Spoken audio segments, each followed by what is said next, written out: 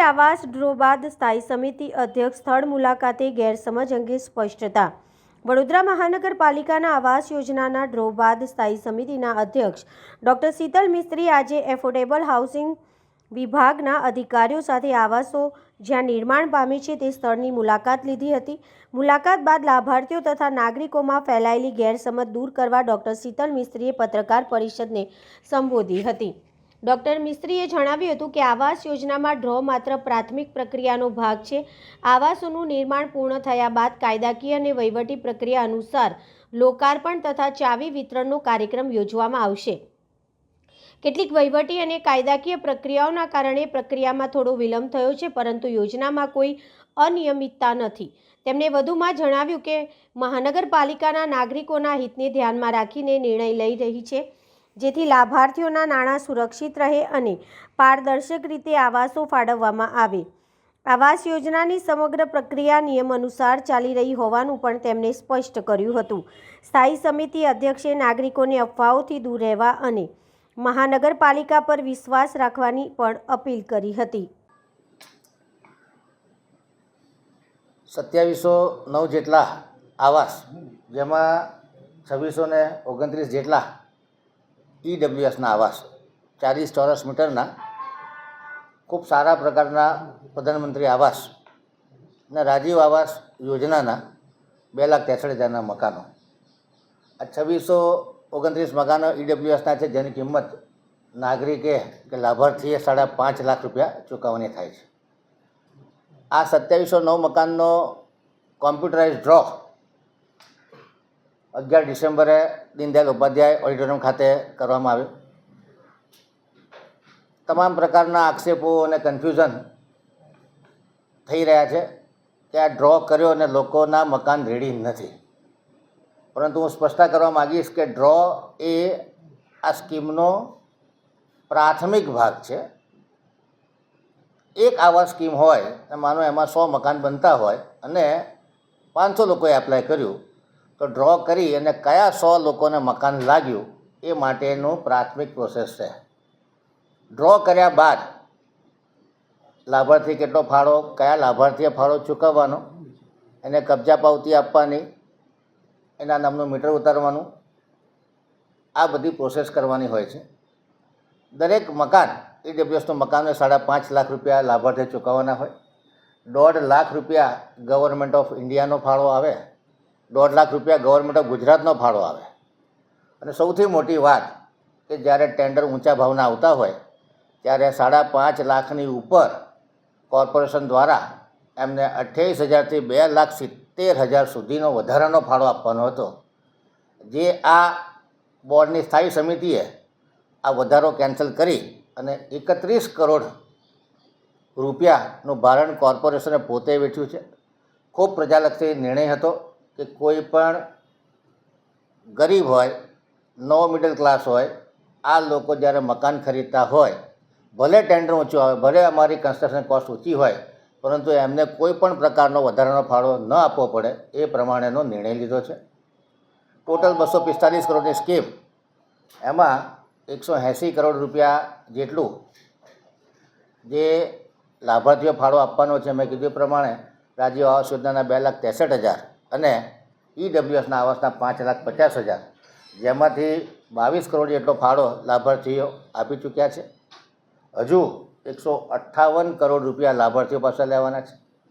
જે કેન્દ્ર સરકાર અને રાજ્ય સરકારમાંથી 106 કરોડ રૂપિયાનો ફાળો હતો, જેની સામે 50 કરોડ જેટલો ફાળો આવી ગયો છે અને 50 કરોડ જેટલો ફાળો બાકી છે.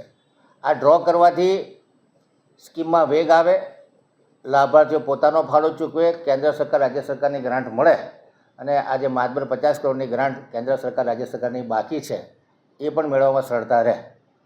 આ લોકાર્પણનો કાર્યક્રમ નહોતો, આ લાભાર્થીઓને સિલેક્ટ કરવાનો કાર્યક્રમ હતો કે કોઈ સ્કીમમાં જેટલા મકાનો અવેલેબલ છે એના કરતાં વધુ લાભાર્થીઓએ એપ્લાય કર્યું હોય તો જેનું નસીબ હોય એનો નંબર લાગે એ પ્રમાણે ડ્રો કરી અને આ લાભાર્થીઓને એનરોલ કરવામાં આવ્યા છે.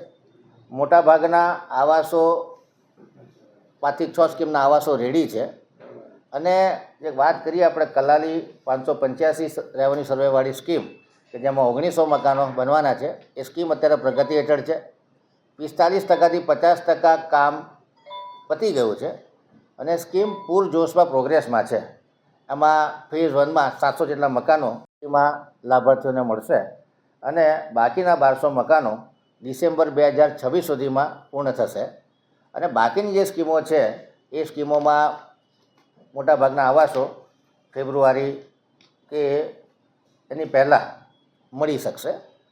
એટલે કહેવાનો મતલબ કે 2709 મકાનો છે, એમાંથી આ જે 1900 મકાનો કલાલીના છે એ મે અને ડિસેમ્બર 2026 સુધીમાં લાભાર્થીઓને મળશે. આ લાભાર્થીઓ એનરોલ કરે, એમને લોન લેવાની હોય, કારણ કે એમને 5,50,000નો ફાળો ચૂકવવાનો હોય, એના માટે એમને નાણાંની વ્યવસ્થા કરવાની હોય, લોન લેતા હોય, એ બધી તમામ પ્રોસેસ પૂરી થાય, એમની આકારણી થાય, એમના લાઇટ મીટર ઉતરે, ત્યારબાદ એ લોકોને આપવામાં આવશે. એનો લોકાર્પણનો કાર્યક્રમ પણ અલગથી કરવામાં આવતો હોય છે. એટલે કન્ફ્યુઝન થયું કે ડ્રો કર્યો એટલે મકાન રેડી હોય, એવું ના હોય. ડ્રોથી લાભાર્થીઓ સિલેક્ટ કરવામાં આવ્યા છે. જે લકી લાભાર્થીઓ છે એમનો નંબર લાગી ગયો છે અને એ માટેનો ડ્રોનો કાર્યક્રમ કરવામાં આવ્યો હતો. ખાસ કરીને માનનીય વડાપ્રધાન નરેન્દ્ર મોદીએ જે પ્રધાનમંત્રી આવાસ યોજના 1.0 અંતર્ગત આખા ભારતભરમાં શહેરી વિસ્તાર અને રૂરલ વિસ્તારમાં 4 કરોડ આવાસો બનાવ્યા છે. 2024માં પ્રધાનમંત્રી આવાસ યોજના 2.0 ચાલુ થઈ છે. આવનારા 5 વર્ષમાં તમામ લોકોને રહેવાનું ઘર મળે એ માટેના પ્રયત્નો થઈ રહ્યા છે. આવનારા 5 વર્ષમાં એટલે કે 2029 સુધીમાં બીજા 2 કરોડ આવાસો, જેમાંથી 1 કરોડ આવાસો શહેરી વિસ્તારમાં બનવા જવાના છે. માનનીય વડાપ્રધાન નરેન્દ્ર મોદીનું 11 વર્ષનું શાસન સેવા, સુશાસન, ગરીબ કલ્યાણને સમર્પિત રહ્યું છે. માનનીય વડાપ્રધાન નરેન્દ્ર મોદીનું શાસન ગરીબ, નિયો મિડલ ક્લાસ અને વંચિતો કે જે લોકો ગરીબ તબક્કાના છે, અંત્યોદયની વિચારધારાને આધારે એમનું ઇરિવર્સિબલ એમ્પાવરમેન્ટ થાય, એટલે કે અફર સશક્તિકરણ થાય, એ દિશામાં કામ કરી રહ્યા છે. સરકારની તમામ યોજના તમામ નાગરિકો સુધી પહોંચે, એટલે કે તમામ સ્કીમમાં 100% સેચ્યુરેશન થાય અને લોકોની આકાંક્ષા પ્રમાણે ગરીબોની બેલી અને નોંધણીના આધાર જેવી ગરીબ કલ્યાણલક્ષી યોજનાઓ માનનીય વડાપ્રધાન નરેન્દ્ર મોદી દ્વારા કરવામાં આવી રહી છે. તમામ ગરીબો આવી યોજનાઓને આવકારી રહ્યા છે. અને આજના જમાનામાં જ્યારે જમીનો અને કન્સ્ટ્રક્શન કોસ્ટ ઘણી ઊંચી હોય, ત્યારે જે મકાન ફક્ત 5.5 લાખ રૂપિયામાં મળે છે, આ મકાનો તૈયાર થતાં એની બજાર કિંમત 15 લાખ કરતાં વધુ થાય. ઘર એ માણસના સુખનું કેન્દ્ર બને છે. ખાસ કરીને જ્યારે નવા આવાસોમાં લોકો રહેવા જાય ત્યારે એમનું આરોગ્ય સારું થાય, શિક્ષણ સારું થાય, એમને કુદરતી આફતો સામે રક્ષણ મળે અને કહી શકાય કે હ્યુમન ડેવલપમેન્ટ ઇન્ડેક્સ અને હેપીનેસ ઇન્ડેક્સ બંનેમાં વધારો થઈ શકે એ પ્રકારની યોજનાઓ છે. આ પ્રસંગે હું કોર્પોરેશનને ખૂબ ખૂબ અભિનંદન આપું છું કે ગરીબલક્ષી અભિગમ રાખી અને 31 કરોડ જેટલી માતબર રકમ કોર્પોરેશને આ ગરીબ અને મધ્યમવર્ગીય પરિવારો માટે પોતે ભોગવી છે. સાથે સાથે રાજ્ય સરકારે પણ દરેક યુનિટ દીઠ 1.5 લાખ રૂપિયા, કેન્દ્ર સરકારે દરેક યુનિટ દીઠ 1.5 લાખ રૂપિયાની મદદ કરી છે. અમુક સ્કીમોમાં ટીપીનું વેરિએશન હોય, ડિઝાઇનમાં ફેરફાર થયો હોય તો નાના મોટા ડિલે કોર્પોરેશન એટલે કે વહીવટી ગૂંચને કારણે આવ્યા છે. જેમાં જે ગૂંચ આવી છે મોટાભાગની ઉકેલાઈ ગઈ છે અને હવે પૂરપાટ ઝડપે આ તમામ સ્કીમો ચાલી રહી છે. જેની ક્વોલિટી સારી રીતે જળવાય, મકાનની ડ્યુરેબિલિટી વધે, સારામાં સારી સુવિધાઓ ઊભી થાય, દરેક સ્કીમમાં એસોસિએશન બને અને તમામ નાગરિકો પોતાને